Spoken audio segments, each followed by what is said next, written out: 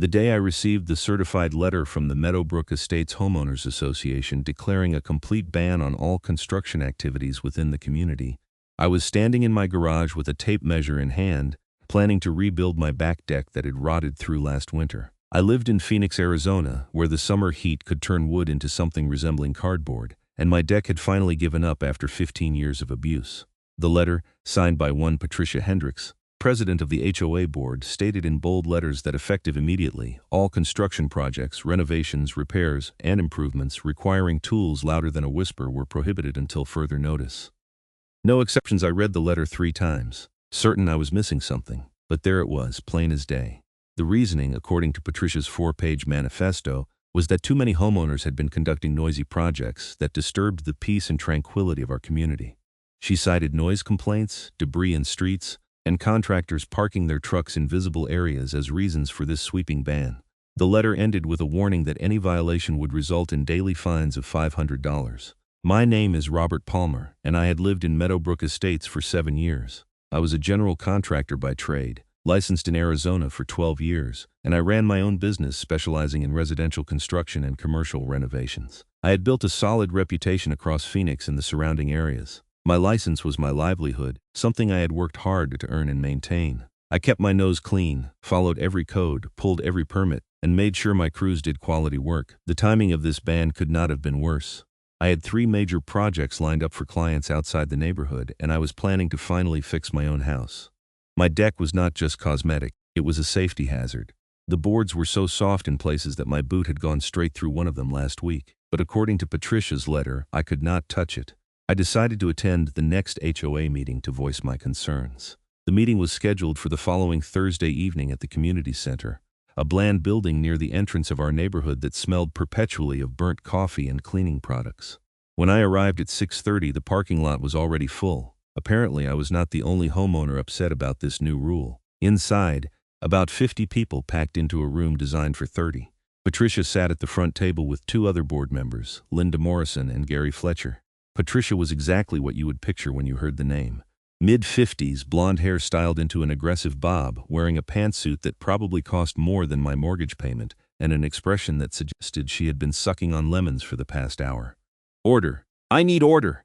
Patricia slammed a gavel onto the table, even though nobody was talking yet. "This meeting will proceed according to proper parliamentary procedure. I will not tolerate outbursts." A man in the front row, someone I recognized as living on Cottonwood Drive, raised his hand. "Patricia, about this construction ban, you will address me as Madam President during official meetings," Patricia interrupted. The man blinked. "Okay, Madam President, this construction ban seems really extreme. My air conditioning unit died yesterday, and the repair guy said he needs to replace the compressor. That requires power tools. Am I supposed to just suffer through a Phoenix summer without AC?" Patricia consulted a binder in front of her. "Essential repairs that affect health and safety may be submitted for special review. You will need to fill out Form 7B, provide 3 written quotes from licensed contractors, submit a detailed work plan, and wait for board approval. The review process takes approximately 14 business days." 14 days, someone shouted from the back. "People will die in this heat without air conditioning. Perhaps people should have maintained their systems properly," Patricia replied coolly.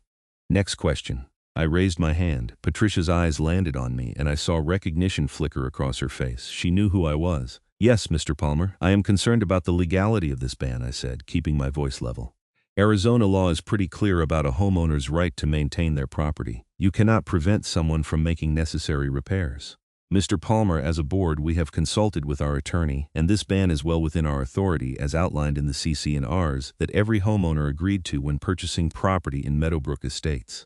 We are not preventing repairs. We are simply implementing a temporary pause to restore order to our community." "How long is temporary?" I asked. "Until we determine that homeowners can be trusted to conduct work responsibly." "That is not an answer." Patricia's smile was tight. "It is the only answer you are going to get. Now, if there are no further questions, I have a question." This came from an elderly woman near the window, Mrs. Chen, who lived 2 houses down from me. "If we cannot do construction, why did I see contractors at your house last Tuesday?" "Patricia?" The room went silent. Patricia's face flushed. "That was emergency pest control, a different matter entirely. They were carrying lumber," Mrs. Chen pressed. "I saw them unloading 2x4s from a truck. This meeting is adjourned." Patricia slammed the gavel 3 more times and gathered her papers. The other board members scrambled to follow her out a side door. The crowd erupted into angry conversation. I caught up with Mrs. Chen in the parking lot. "Are you sure about what you saw?" "Young man, I may be 78, but my eyes work just fine." Patricia had construction workers at her house doing some kind of work. But when I tried to get closer to see what they were doing, her husband Stephen came out and told me to mind my own business. This was interesting. If Patricia was enforcing a construction ban while allowing work on her own property, that was a serious conflict of interest and a violation of her fiduciary duty as board president. Over the next 2 weeks, I did some digging. I talked to neighbors, drove past Patricia's house at different times, and made some calls to contacts I had in the industry. What I discovered was that Patricia had hired a crew to build a new pergola in her backyard, a fancy one with a built-in outdoor kitchen and lighting. The project had started 3 days before she issued the construction ban. When I asked my buddy Marcus, who worked at the permit office downtown, to check if Patricia had pulled permits, he laughed. "Nothing under her name or address in the past 6 months, man. If she is doing major construction without permits, she is asking for trouble." Armed with this information, I filed a formal complaint with the HOA board, citing Patricia's violation of her own rule and her failure to obtain proper permits. I included photos that Mrs. Chen had taken from her upstairs window, showing workers actively building the pergola. I also sent a copy to the City Code Enforcement Office. 3 days later, I received another certified letter from Patricia. This one informed me that I was being fined $1,500 for harassment of board members and making false accusations. The letter also stated that my complaint had been reviewed and dismissed by the board, and that Patricia's pergola was a pre-existing structure that was merely being repaired. The photos, I had literally showed them building it from scratch. I called my attorney, Daniel Reeves, who I had worked with on various business matters over the years. After I explained the situation, he was quiet for a moment. "Robert, this is pretty blatant retaliation. I can draft a response that will put them on notice. But I have to tell you, fighting an HOA is exhausting and expensive. They have deep pockets from all the dues they collect, and they can drag things out for years. I am not going to let them bully me, Daniel. This is not right." "I agree. Let me see what I can do." Daniel sent a strongly worded letter to the HOA board, threatening legal action for selective enforcement, retaliation, and violation of Arizona HOA laws. He also sent a letter to Patricia personally, noting that her failure to obtain building permits was a violation of state law, and that he had forwarded the evidence to the appropriate authorities. The response came not from Patricia but from the HOA's attorney, a guy named Bernard Whitmore. His letter was condescending and dismissive, stating that the board had full authority to enforce community standards as they saw fit, and that Mr. Palmer would be wise to drop his frivolous complaints before incurring additional fines. Meanwhile, the construction ban continued. Several neighbors had projects stopped mid-completion. Tom Richards, who lived on Maple Street, had been in the middle of replacing his roof when the ban came down. His house now sat with half the shingles torn off, covered by a blue tarp that flapped in the wind. The HOA refused to grant him an exception to finish the work. They said I should have planned better. Tom told me one afternoon, standing in his driveway and staring up at his half-finished roof. How was I supposed to know they would ban all construction with zero notice? Now the roofing company says they cannot come back without HOA approval, and every time it rains, water gets into my attic. I already have mold growing up there. The situation was getting out of hand. Other homeowners were experiencing similar problems. Sarah Mitchell had a half-built fence, Jorge Ramirez had a bathroom renovation stopped with no working toilet, and the Hendersons had a pool that had been excavated but not yet finished, leaving a giant hole in their backyard that was a safety hazard for their kids. I started organizing. I reached out to every homeowner I knew who was being affected by the ban and invited them to a meeting at my house. On a Saturday afternoon, 23 people showed up. We crowded into my living room and backyard, and I laid out a plan. "Look, the board is out of control. Patricia is abusing her power, and the other board members are just going along with it. We need to either recall the board or vote them out at the next election." "When is the next election?" someone asked. Linda Morrison, who was there not as a board member but as someone who had apparently grown tired of Patricia's attitude, spoke up. "Annual elections are in November. That is 6 months away. We cannot wait 6 months, Tom Richards said, pointing at the ceiling as if we could see his tarp-covered roof from inside my house. "My house is being destroyed." "Then we recall them," I said. "According to the bylaws, we need signatures from 20% of homeowners to trigger a recall vote. There are 240 homes in Meadowbrook Estates, so we need 48 signatures." "I can get signatures," Mrs. Chen said. "I know everyone on the east side." We organized into teams. Over the next 2 weeks, we canvassed the neighborhood, explaining what was happening and collecting signatures. The support was overwhelming. People were fed up with Patricia's authoritarian approach to running the HOA. By the end of the second week, We had 73 signatures, well over the required threshold. I submitted the recall petition to the HOA board following the exact procedure outlined in the bylaws. According to the rules, they had to schedule a recall vote within 30 days. Patricia's response was to hire a handwriting expert to challenge the validity of the signatures. She claimed that some signatures appeared to be forgeries and that the entire petition should be thrown out. When that did not work, she tried to change the bylaws to increase the signature threshold for recalls. Daniel shut that down immediately, pointing out that bylaw changes required a vote of the full membership and could not be done unilaterally by the board. Finally, Patricia had no choice but to schedule the recall vote. It was set for a Saturday afternoon, 3 weeks away. The vote would be conducted by mail-in ballot with an independent third party hired to count the results. During those 3 weeks, Patricia went on a campaign. She sent letters to every homeowner warning about the chaos and disorder that would result if the current board was recalled. She claimed that the ban on construction was necessary to protect property values. She even hired a company to put up signs around the neighborhood that said, "Keep Meadowbrook Estates peaceful and beautiful," with her picture on them. It was absurd. She was treating an HOA recall like a congressional election. Then, 1 week before the vote, something unexpected happened. I was at a job site in Scottsdale, overseeing a kitchen renovation for a client, when my phone rang. It was Linda Morrison, the board member who had attended my meeting. "Robert, you need to get back to the neighborhood right now." "What happened?" "The community center roof collapsed." "Well, partially collapsed. There was a storm last night, and apparently the roof has been leaking for months. The whole structure is compromised. Patricia is freaking out because the building inspector came and red-tagged the whole building. We cannot use it for the recall vote." I drove back to Meadowbrook Estates and went straight to the community center. A small crowd had gathered outside, kept back by caution tape. The building inspector was talking to Patricia, who looked like she was on the verge of tears. I walked up, staying just outside the caution tape.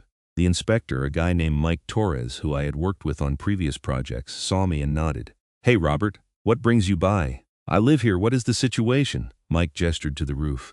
"Major structural damage. The trusses are rotted from water damage, probably been going on for years. I am surprised the whole thing did not come down earlier. This building is unsafe. Nobody can use it until major repairs are completed."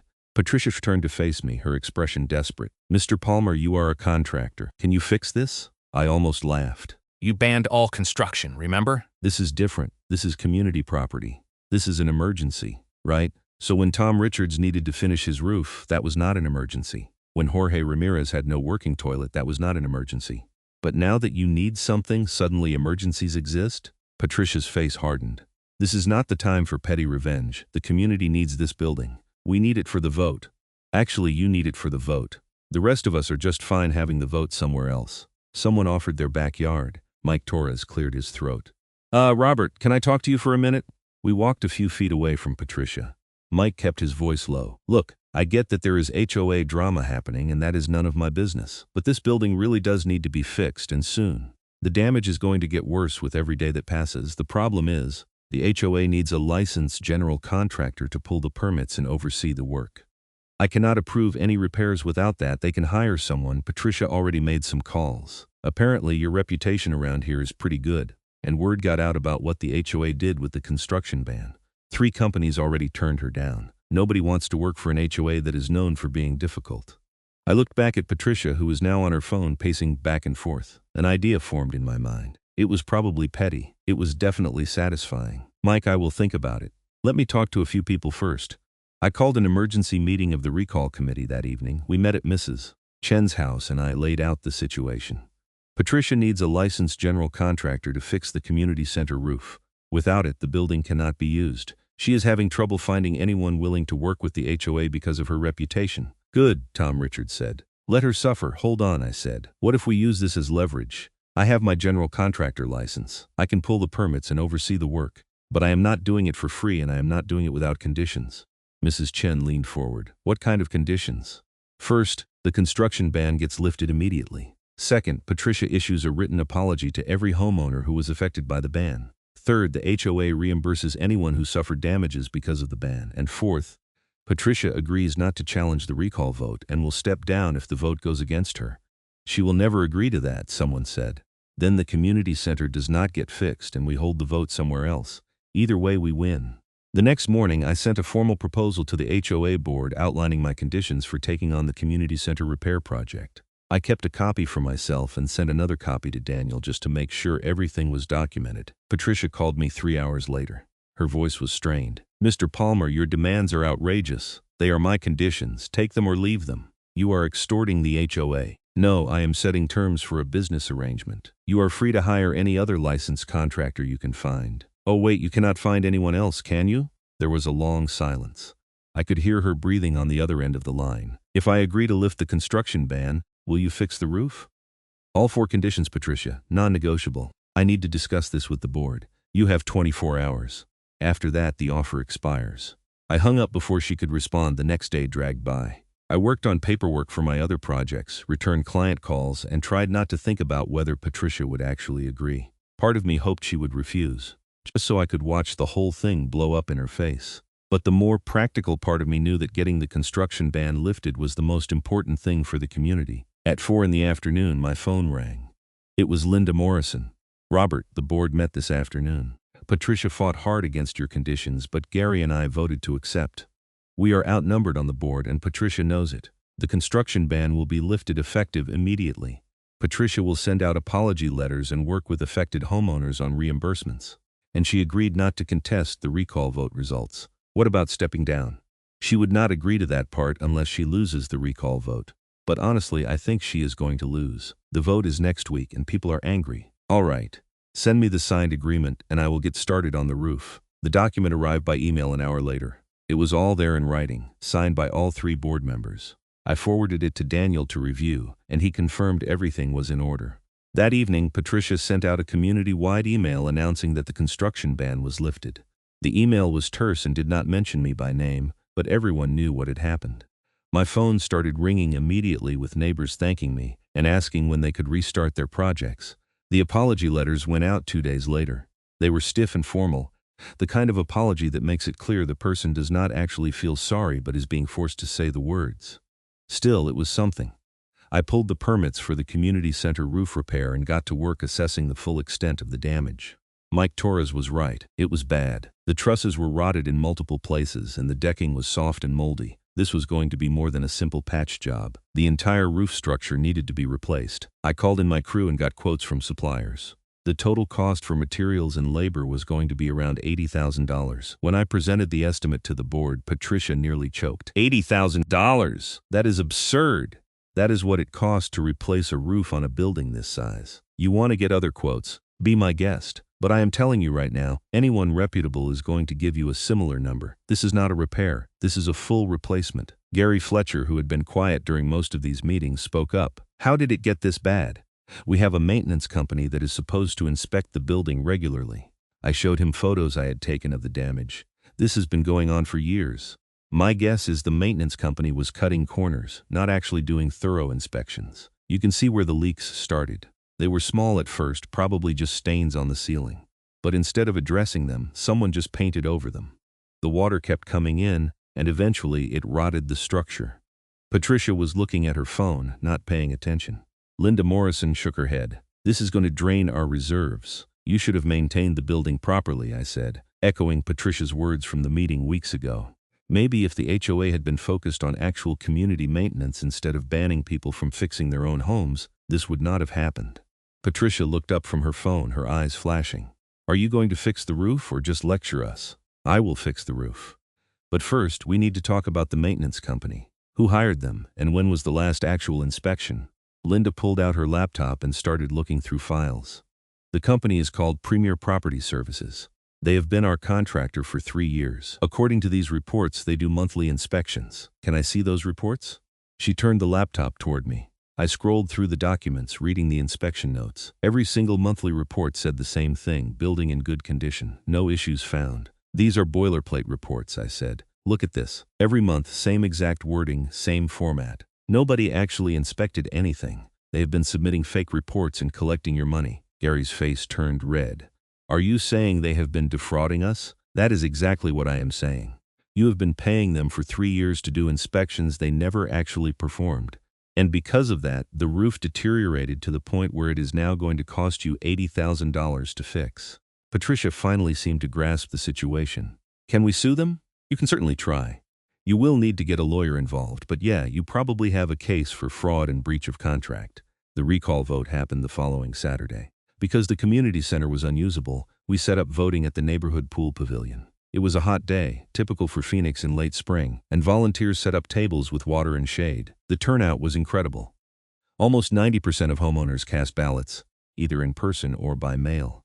The independent company hired to count votes set up in a corner of the pavilion, and by 3 in the afternoon they had the results. Patricia Hendricks, Linda Morrison, and Gary Fletcher were all recalled by overwhelming margins. Patricia received only 18% support, while 74% voted to remove her from the board. Linda and Gary did slightly better but still lost their seats. A special election for new board members was scheduled for 2 weeks later. In the meantime, the HOA bylaws stated that the 3 homeowners who received the most votes in the recall election would serve as interim board members. Those 3 were Mrs. Chen, Tom Richards, and myself. I had not planned on being on the HOA board, but several neighbors had written my name in as a protest vote, and somehow it was enough to put me in the top 3. Mrs. Chen was thrilled. Tom Richards looked like he wanted to throw up. Patricia left the pavilion without saying a word to anyone. I watched her walk to her car, her husband Stephen trailing behind her, carrying a cardboard box of her HOA files. She did not look back. The next 2 weeks were busy. As interim board president, Mrs. Chen called emergency meetings to address the backlog of issues that had piled up during Patricia's reign. We approved all the pending construction projects that had been held up by the ban. We terminated the contract with Premier Property Services and filed a lawsuit against them for fraud.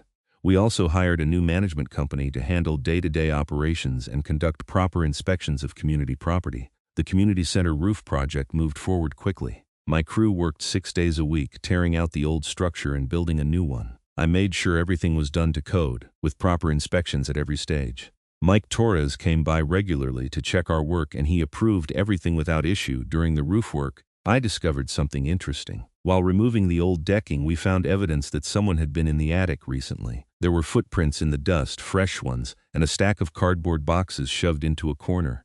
When I opened the boxes, I found they were full of HOA documents, financial records, correspondence, and meeting minutes dating back 5 years. I called Mrs. Chen and Tom Richards over to take a look. We went through the boxes together, and what we found was troubling. The financial records showed several large payments to companies that did not appear to exist. When Tom looked up the business names, he found nothing. No websites, no business licenses, no record of them anywhere. "This looks like embezzlement," Tom said quietly. Patricia was paying fake companies and pocketing the money. Mrs. Chen was pale.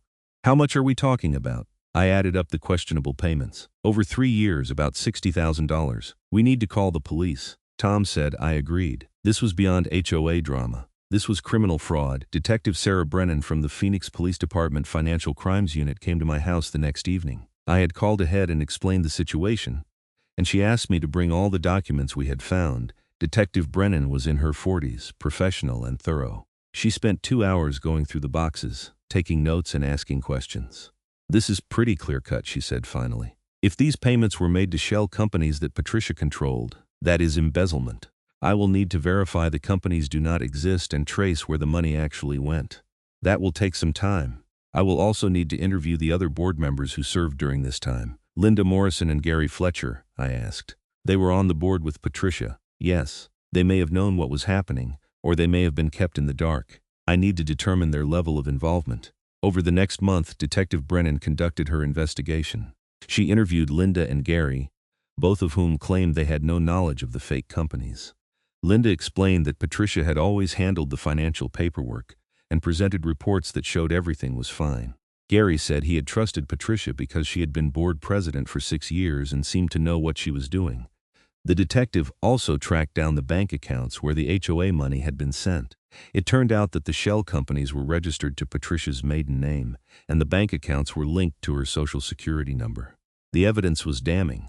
2 months after we found the documents, Detective Brennan arrested Patricia Hendricks at her home on charges of embezzlement, fraud, and theft. The arrest made the local news, with reporters showing up in the neighborhood to film Patricia being let out in handcuffs. Her husband Stephen claimed she was innocent and that this was all a misunderstanding, but nobody believed him. The criminal case moved through the system slowly, as these things do. Patricia hired an expensive defense attorney who tried to argue that she had made innocent mistakes in record keeping and that there was no intent to defraud. but the evidence was too strong. The prosecution had bank records, HOA financial documents, and testimony from multiple board members. Meanwhile, life in Meadowbrook Estates slowly returned to normal. The special election for permanent board members resulted in a completely new board. Mrs. Chen, Tom Richards, and a retired accountant named Margaret Wu who promised to implement better financial oversight. I declined to run, explaining that I had my contracting business to focus on and did not have time for HOA politics. The community center roof was finished in early July, just as the Phoenix summer heat reached its peak. We held a ribbon-cutting ceremony to reopen the building, and almost the entire neighborhood showed up. The new roof looked great, and the building was structurally sound for the first time in years. At the ceremony, Mrs. Chen gave a short speech thanking everyone who had fought against the construction ban and worked to expose the corruption in the HOA. She specifically thanked me for my role in both fixing the roof and bringing the financial crimes to light. Robert Palmer showed us that standing up to bullies is important, Mrs. Chen said. He could have walked away, fixed his deck quietly, and ignored what was happening. But he chose to fight, and because of that, our community is better. People clapped. I felt embarrassed by the attention, but also proud. This had started as a fight over my deck, but it had become something bigger. It had become about holding people accountable and making sure our community was run fairly. My deck finally got rebuilt in August. I did the work myself over 3 weekends, using the same quality materials I would use for a client. It felt good to work with my hands on my own property, to create something solid and lasting. No HOA board members showed up to complain about noise or debris. The new board had implemented reasonable rules about construction hours and cleanup, but they were not trying to ban everything like Patricia had done. Patricia's criminal trial took place in November. I was called to testify about finding the documents in the community center attic and what they contained. The trial lasted 4 days, and the jury deliberated for less than 3 hours before returning a guilty verdict on all counts. The judge sentenced Patricia to 5 years in prison and ordered her to pay full restitution to the HOA, which now totaled more than $60,000 plus interest and legal fees. Her husband, Stephen, looked devastated in the courtroom. Patricia showed no emotion, just stared straight ahead as the sentence was read. After the trial, I ran into Detective Brennan in the courthouse parking lot. She was putting files into her car and looked tired but satisfied. "Thanks for bringing this to our attention," she said. "A lot of people would have just let it go, figured it was not worth the hassle." "I am not really a let-it-go kind of person," I said. She laughed. "I noticed. Embezzlement in HOAs is more common than people think. Board members have access to a lot of money and not much oversight. Cases like this, where someone actually gets caught and prosecuted, are rare. Usually people just get away with it. That is depressing. But you made sure that did not happen here. You should feel good about that." I drove home thinking about everything that had happened over the past 9 months. It had been exhausting and frustrating, but also oddly rewarding. I had learned a lot about HOA law, about standing up for what was right, and about the importance of community. When I pulled into my driveway, I noticed a few neighbors out in their yards working on various projects. Tom Richards was painting his freshly repaired roof.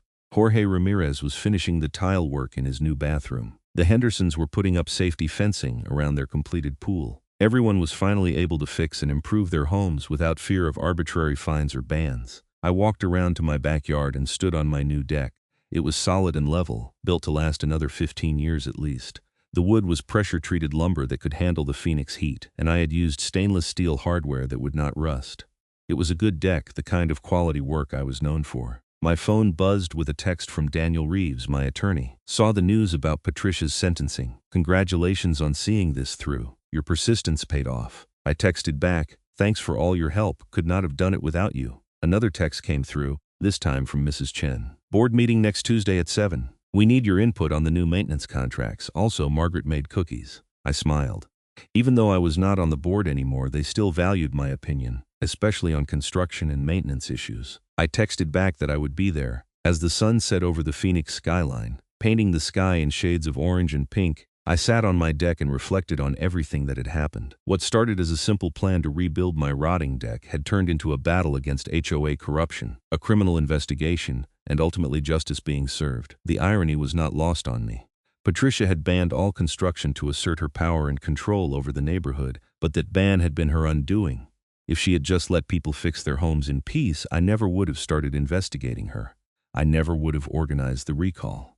We never would have discovered her embezzlement scheme. Her need for control had destroyed her. The new HOA board was different. They understood that their job was to maintain common areas and enforce reasonable rules, not to micromanage every aspect of residents' lives. They held regular meetings, maintained transparent financial records that were available for any homeowner to review, and actually listened when people raised concerns. In December, the HOA held a holiday party at the community center, the first community event in the newly repaired building.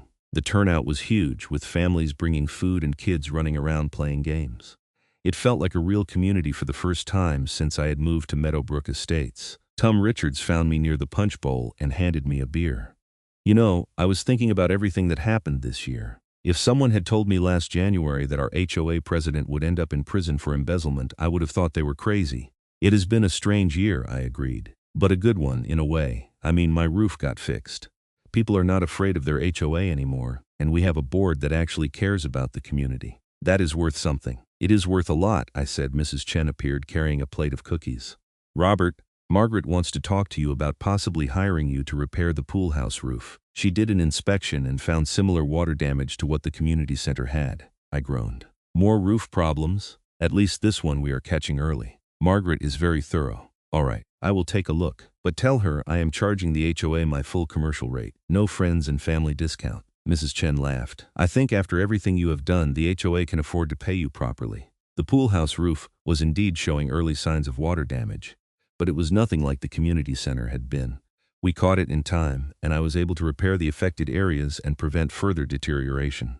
The work took 2 weeks, and the HOA paid my invoice promptly and without complaint. In January, I got a call from a reporter at the Phoenix Tribune. She was doing a feature story about HOA corruption and wanted to interview me about the Meadowbrook Estates case. I read the court documents, she said. Your persistence really made this case possible. A lot of people would have given up when the HOA started retaliating with fines. I do not like bullies, I said simply. And I do not like seeing people get taken advantage of. The article came out 2 weeks later, a full-page spread about Patricia's crimes and the community's fight to hold her accountable. The reporter interviewed several neighbors, Detective Brennan, and included photos of the community center before and after the roof repair. The headline read, "Contractor's License Becomes Key to Uncovering HOA Fraud." After the article was published, I got calls from several other HOAs around Phoenix asking me to conduct inspections of their community buildings.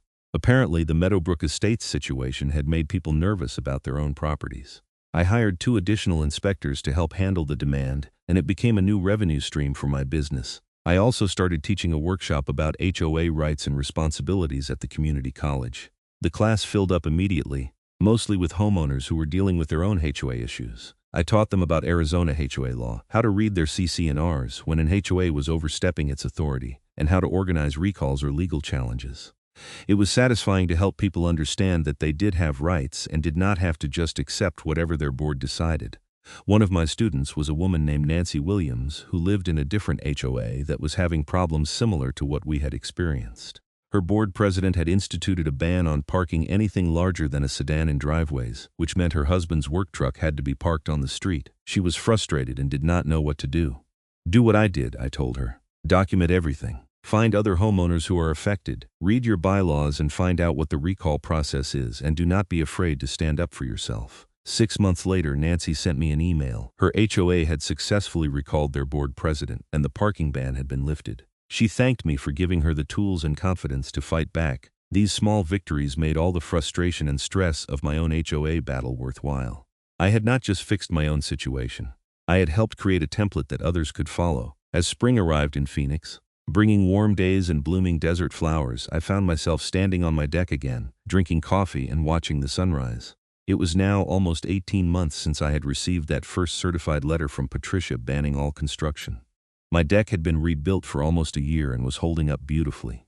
The community center had a solid roof. Patricia was serving her prison sentence. The HOA was running smoothly under competent leadership. Life was good. My business was thriving with more clients than I could handle. I had hired 3 new employees and was considering opening a second office in Scottsdale. The workshop at the community college had been extended for another semester, and my reputation around Phoenix as someone who knew how to deal with difficult HOAs had led to consulting opportunities with law firms and property management companies. But more than any professional success, I was proud of what we had accomplished in Meadowbrook Estates. We had taken back our community from someone who was abusing their power. We had exposed corruption and seen justice served. We had created a better, more functional HOA that actually served the residents instead of ruling over them. Sometimes I would drive past Patricia's old house. Stephen had sold it 6 months after her conviction and moved out of state. A young family with 2 kids had bought it, and I had helped them replace the unpermitted pergola with a properly permitted one that met all code requirements. They were nice people, active in the community, and nothing like the previous owners. The house looked better now, more welcoming. The new family had painted it a cheerful yellow and planted flowers in the front yard. Kids' bikes were parked in the driveway, and a basketball hoop hung over the garage. It was exactly what a home in a family neighborhood should look like. One Saturday in May, exactly 2 years after this whole saga began, I hosted a barbecue at my house. I invited everyone who had been involved in the recall effort, the new board members, and various neighbors who had become friends through the experience. About 30 people showed up, filling my backyard with conversation and laughter. Tom Richards brought his famous potato salad. Mrs. Chen made spring rolls. Margaret Wu showed up with a case of beer and a portable speaker playing classic rock. Kids ran around playing tag while adults clustered in groups, talking and eating. At one point, Tom raised his beer and called for everyone's attention. I want to propose a toast. 2 years ago, our HOA was being run by a corrupt tyrant who banned us from maintaining our own homes. Today, we are here at Robert's house, standing on the deck he built, celebrating the fact that we live in a community where people look out for each other and hold leaders accountable. So here is to Robert Palmer, who would not back down and showed us how to fight back. Everyone raised their drinks and cheered. I felt my face flush with embarrassment but also with pride. These were my neighbors, my friends, my community. We had been through something difficult together and had come out stronger on the other side. "Speech," someone yelled. I shook my head, but they kept chanting until I gave in. All right, look, I am not good at speeches. But I will say this, what happened with Patricia could have happened anywhere. HOAs have a lot of power, and sometimes people abuse that power. The reason we were able to stop it is because we worked together. We did not just complain. We organized, we followed the rules, we held people accountable. And when we discovered criminal behavior, we did not look the other way. Every single person here played a role in fixing our community, so this is not just about me, this is about all of us. More cheers and applause. Mrs. Chen was wiping tears from her eyes. Tom clapped me on the back hard enough to make me cough. As the afternoon wore on and the sun began to set, people started heading home. I helped clean up, collecting empty bottles and paper plates, sweeping the deck, putting away leftover food. By the time the last guests left, it was almost dark. I stood on my deck one more time, looking out at the neighborhood. Porch lights were coming on. I could hear the sound of a television through someone's open window. A dog barked in the distance. Normal, everyday sounds of a suburban neighborhood on a Saturday night. This was what I had been fighting for all along. Not just my right to fix my deck, but the right of everyone to live peacefully in their homes without arbitrary rules and corrupt leaders. The right to have a say in how our community was run. The right to expect honesty and transparency from the people we elected to lead. Those rights had been threatened, but we had defended them. And in doing so, we had built something stronger than just an HOA. We had built a real community, one where people knew their neighbors, where they could rely on each other, where they stood up for what was right even when it was difficult. My phone buzzed with a text from Daniel Reeves. "Saw you got quoted in another article about HOA reform legislation. You are becoming famous," I texted back. "Famous is not what I was going for, just wanted to fix my deck." "Well, you fixed a lot more than that." "Proud of you, Robert." I smiled and put my phone away. The deck was fixed, the HOA was fixed, the community was fixed. Patricia was in prison where she belonged. Justice had been served. It had been a long, exhausting journey from that first certified letter to this moment, standing on my deck on a peaceful Saturday evening. But it had been worth it. Every meeting, every argument, every hour spent organizing and investigating and fighting back had been worth it. Because at the end of the day, this was my home. This was my community. And nobody, not Patricia Hendricks or any other petty tyrant, was going to take that away from me without a fight. I went inside, turned off the porch light, and settled onto my couch. The house was quiet and comfortable. Through the window, I could see my deck, solid and sturdy, a testament to quality craftsmanship and the principle that people should be free to maintain their own property. Tomorrow I would go back to work, taking on new clients and new projects. But tonight, I was content to simply enjoy the peace and satisfaction of knowing that I had made a difference, not just in my own life but in the lives of my neighbors. The construction ban that Patricia had instituted to assert her power had ultimately been her downfall. She needed my general contractor license to fix the community center roof, and that had given me the leverage to demand accountability and justice. The very thing she had tried to control had become the tool that brought her down. There was a lesson in that, I thought. People who seek power and control over others often end up destroyed by their own schemes. Meanwhile, people who simply want to live their lives peacefully and maintain their homes end up being the ones who prevail. I fell asleep on the couch that night, exhausted but happy, knowing that Meadowbrook Estates was in good hands and that my deck would last for many years to come.